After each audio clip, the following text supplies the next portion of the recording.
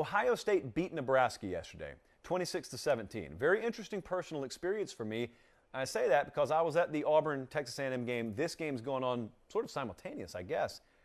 And I thought I was seeing Ohio State pull away and open up an absolute can on Nebraska. That's what I thought I was seeing early. Because the last thing my eyes saw before I took myself down to the field for the game I was at was I saw Smith and Jigba taking a ball about 75 some odd yards to the house and Ohio State going up 17-3.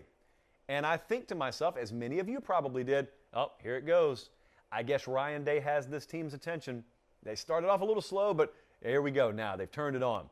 So you can imagine my surprise when I head up to the press box for halftime and I look, and it's a dogfight, and it is tense. And there's some white knuckling going on in Columbus, Ohio. Look, I think Ryan Day was dead on the money with how he categorized this game this week. We have talked about Nebraska ad nauseum, and we have had them ranked even when they were 3-5 and 3-6. And I gave you the simple explainer, and it was the very simple explanation of, well, there aren't 25 teams that would be favored over them. I mean, that's how simple and cut and dry it's been for us. There aren't 25 better teams than Nebraska out there on a given Saturday. There are 25 better records, but again, this is college football. What are one of the three big lies out there? You are what your record says you are. Well, no, you're not. No, you're, because in this case, going into yesterday, and now let's count yesterday's 9-point loss against Ohio State. Listen to this craziness. I mean, they don't give you any more credit for this, but Scott Frost, they got an 8-point loss to Illinois, 7-point loss to Oklahoma, 3-point loss to Michigan State, 3-point loss to Michigan, 7-point loss to Minnesota, 5-point loss to Purdue, 9-point loss to Ohio State. That's crazy. You add all that up. I mean, their team's getting beat by worse than that on one day. That's the combined margin of loss. Now, Nebraska 3-7. I already looked at the JP poll. They rose. So a little spoiler for you. Nebraska's going to be rated for us again this week higher than number 25. How is that possible? Well, I think you saw a pretty good indicator yesterday of how it's possible because they're that kind of team. They're a good team. They just happen to be on the wrong side of zero, which is all that matters when it comes to record keeping in a lot of these games. Look, I saw some criticism of C.J. Stroud, quarterback for Ohio State. And I'm not necessarily there with you guys. My biggest criticism, as I've watched him, of C.J. Stroud has been his either inability or maybe the better word is unwillingness to run the ball and to get some tough yards when the play breaks down. I'm not talking about going full Zach Calzada mode and lowering your shoulder with reckless abandon across the middle. Man, there are some chunks of field that C.J. Stroud just has given to him that he doesn't take. And I don't know if that's a coaching point. That's why I don't really go too far down the road of questioning it. But look, he was 36 of 54, 405 through the air yesterday, had 2 touchdowns, the 2 picks, and then another one that very well could have been a pick. Those were the criticisms that I heard a lot. But look, I also hear a lot of people accurately criticizing Ohio State's offensive line right now with good reason. I don't think the unit as a whole has performed up to the level of capability that those individuals should be performing at. But you got to choose one or the other. I mean, just one of our general rules around here is if you got a first-year quarterback, Bama's in the same boat right now, worse than Ohio State.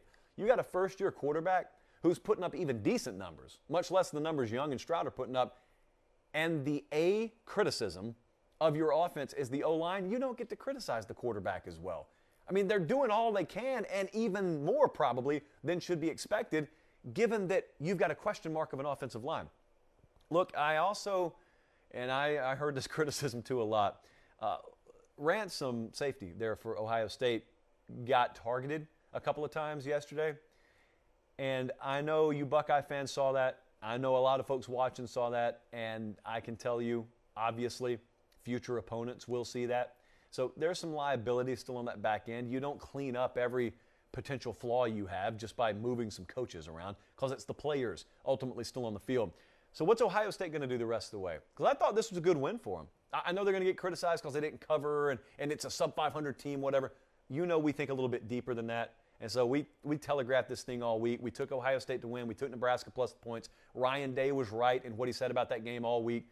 Nebraska was a quality opponent. Ohio State will not get enough credit for going on the road and getting the win because they're judged at a different level. And there are valid criticisms of the team. But they won. And so now, this week they're playing Purdue. And we just talked about the potential vulnerability points at safety. Well, it's interesting that Purdue comes to town, and you're favored by 20 against them, because Purdue lit Michigan State up through the air this week. Michigan State's vulnerable on the back end of the defense. And so a lot of people look at that, and then they look at Ohio State. And Ohio State, they're, I guess, stumbling a little bit. You know, maybe you caught them, you clipped them on the jaw, and they're just staggered. They're certainly not down. There's not a 3, 4, 5 count. But a lot of people, including myself, are just interested to see how they respond. It's about response this time of year. You know what you're capable of. You know you haven't put it on the field yet, at least consistently. How do you respond? Nick Saban's asking the same thing about his team. Lincoln Riley's been asking the same thing. That's what Ryan Day's asking this week. But as I just said with the Alabama game, Ohio State, Oklahoma, Bama, I keep going to those 3 teams because I don't think any of them have sustained the level of play that I think they're capable of. And I don't know which one of them or which ones of them are going to do it. I think it's coming. It may be Ohio State who does it. I think it's coming. What I'm trying to tell you is I don't think when we get to the playoff, the conversation point will still be it's Georgia, and then there's a huge gap, and then there's these other teams. That has nothing to do with Georgia. Georgia's playing phenomenal football right now. It has to do with me thinking one or multiples of these other teams are going to hit a different gear maybe down this November stretch. So that's independent of Georgia. That's me saying Georgia's done everything and then some they should do. I wonder if one or more of these teams are going to.